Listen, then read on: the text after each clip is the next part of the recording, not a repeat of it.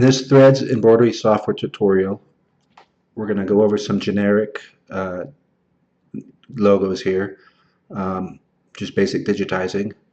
I'm going to start by clicking up here at our background dialog icon, which brings up our background dialog. I'm going to click this box here, and we're going to start by doing this American flag logo, just a generic company logo. I'm going to zoom in here so we can take a look at it. You can see it's three colors. It's red, this blue, and then this gray.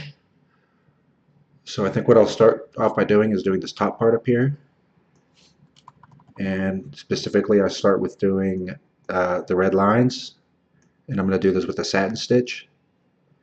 I like to work with my full screen, so I press F11, that brings it full screen. The right key here zooms in. Now what I'm going to do is right mouse click, I'm going to select normal, and I'm going to start here and do a lockdown stitch, which is a little star, and I'm going to come down the middle and do my underlay. Now at the moment we don't see the color because it's red on red, so I'm going to invert the colors by pressing the I key on the keyboard, I, and that inverts. Now I'm going to do this in a column stitch as I mentioned, so I'm going to right mouse click, I'm going to go to column, and I'm going to go to art column and select art column because this is arced. So to do the column, we start at one end, go across to the other end, and our arc columns are going to go back and forth like this. So we're going to place our points that way. So I'm going to go from one edge to the other edge, and just keep going one edge to the other edge.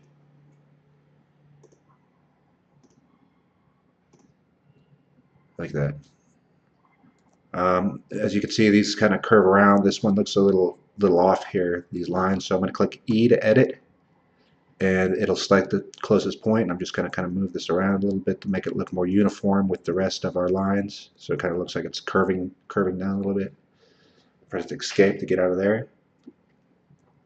Now I'm going to right mouse click. I'm going to select normal. As you can see, I got like a stop sign here that's flashing. That means that's our last point. That's the last point we stopped at. So I'm going to right mouse click and go to select last point. I'm going to put a little lockdown here. I'm going to go to other and then trim. And I'm going to trim over here. Put a lockdown. Every time you do a trim, you want to lock down before and after. Left mouse click, so I'm putting the underlay. The underlay is just our foundation. I'm going to right mouse click. I'm going to go to art column, art column. Just going from one side to the other. As you can see, it's creating an arc.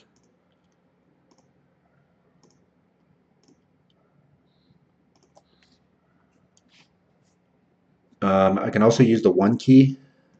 When I press 1 on the keyboard, it goes to normal. I can also press T. When I press T, it does a trim. Put my lockdown. I can also press 2 on the keyboard, or excuse me, yeah, 2. Every time I press 2, it's going to change the column type. So I want to arc. As you can see, our icon is arced.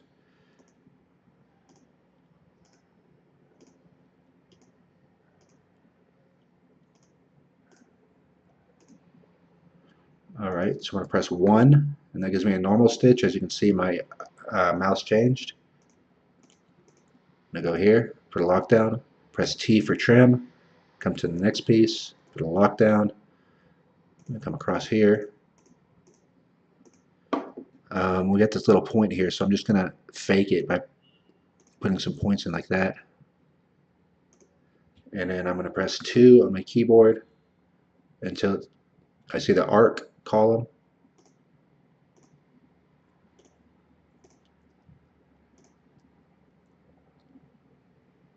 Alright, I'm going to press 1,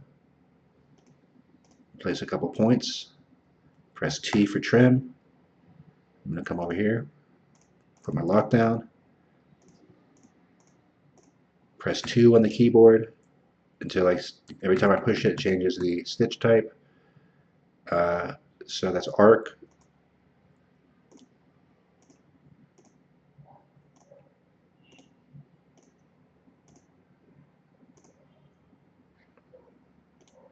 there we go. I'm going to press E for edit. And I'm just going to move some of these points around, clean them up a bit. All right, I'm going to press escape, P to turn the points off, press F11 to bring our screen back up.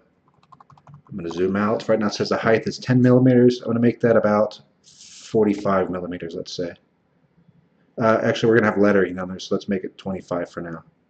Show stitch mode. I'm going to turn off our background image, and there we go with that part of the image. I'm going to save it. I like saving often.